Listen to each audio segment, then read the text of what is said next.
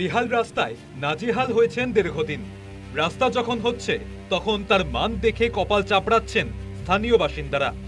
নিম্নমানের সামগ্রী দিয়ে রাস্তা তৈরির অভিযোগ।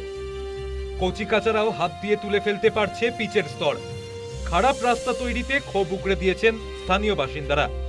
দক্ষিণ 24 পরগনার ভাঙড়ের উত্তর কাশীপুর থানার কৃষ্ণমাটি এলাকার ঘটনা। অভিযোগ, টেন্ডারের পর রাস্তা তৈরিতে অনিয়ম দেখা দিয়েছে।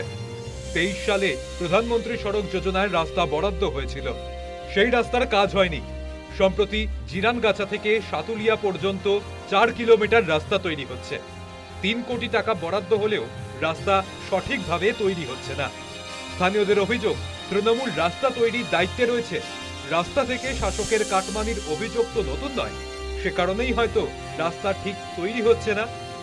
রবিবার রাস্তার পিচ তুলে রাস্তার কাজ বন্ধ করে দেয় স্থানীয়রা, বিক্ষোভ দেখায়। প্রশাসনিক আধিকারিক না এলে কাজ করতে দেওয়া হবে না হুঁশিয়ারিও দেয়। স্থানীয়দের অভিযোগ, এই রাস্তা কদিন টিকবে? 4 লেয়ারের জায়গায় 2 লেয়ারে কাজ হচ্ছে বলেও অভিযোগ স্থানীয়দের। সমস্যা হচ্ছে এখানে ভালো মাল মিটিয়ে দিচ্ছে না, রাস্তা খুব অবস্থা খারাপ, সবাই হাত দিয়ে উড়ে যাচ্ছে রাস্তা, দেখছি সবাই আমরা। আর এখানকার রাস্তা যারা শিডিউল তৈরি হয় সেই শিডিউলও আমাদের দেখাচ্ছে না। আমরা বারে বারে জিজ্ঞাসা করছি রাস্তার শিডিউলটা আমাদেরকে দেখাও, রাস্তার শিডিউলও আমাদের দেখাচ্ছে না। এখানে পিচ ভালো দিচ্ছে না, আঠা ভালো দিচ্ছে না, এমনি রাস্তা পা দিয়ে ঘষছে, রাস্তার পিচ উঠে যাচ্ছে। এই নিয়ে সব গ্রামবাসী মিলে সব আন্দোলন করছে যে রাস্তা ভালো করে করতে হবে। আমরা চাচ্ছি রাস্তাটা ভালোভাবে সংস্কার হোক।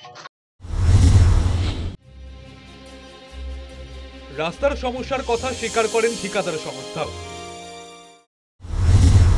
এখানে কালকে হালকা বৃষ্টি হচ্ছিল, বৃষ্টির কারণে যে ক্যাটনিক মেরেছে, যে লেবার সাথে এখানে আমাদের কন্ট্যাক্টে কাজ করছিল, মানে ওদেরকে আমরা মিটার হিসাবে কন্ট্যাক্টে দেওয়া হয়। এবার কালকে আমাদের মধ্যে 2 জায়গায় কাজ চলছিল। এই ছেলেটা থাকার কথা, থাকতে পারিনি, একটা ছেলে আমার ম্যানেজার, মানে কোনো সময় এসছে কোনো সময় চলে গেছে।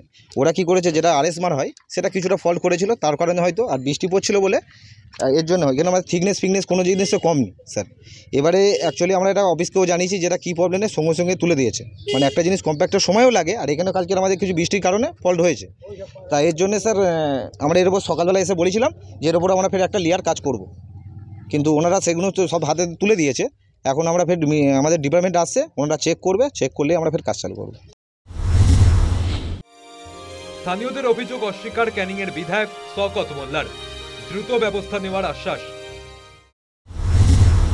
এটা তো আমরা তীব্র আপত্তি করছি এবং নিশ্চিতভাবে এই বিষয়ে আমি জেলা শাসকের সঙ্গে কথা বলবো বা পঞ্চায়েত দপ্তরের সঙ্গে কথা বলবো।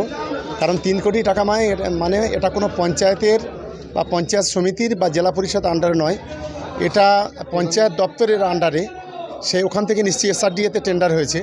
তাই নিশ্চিতভাবে আগামীকাল সোমবার আছে, আমি পঞ্চায়েতে যিনি সেক্রেটারি আছেন উর্গানাথ সাহেব যথেষ্ট দক্ষ, আমি তার সঙ্গে কথা বলে বিষয়টা নিশ্চিতভাবে সলিউশন করব। রাস্তার হাল ঠিক হলে সাধারণ মানুষের সুবিধা। সরকারের তরফে মৌলিক পাওনাগুলোও যদি দুর্নীতিতে জড়িয়ে থাকে তাহলে সমাজে ক্ষতি হবে বলেই মনে করছেন সাধারণ মানুষ থেকে রাজনৈতিক বিশ্লেষকরা। News time.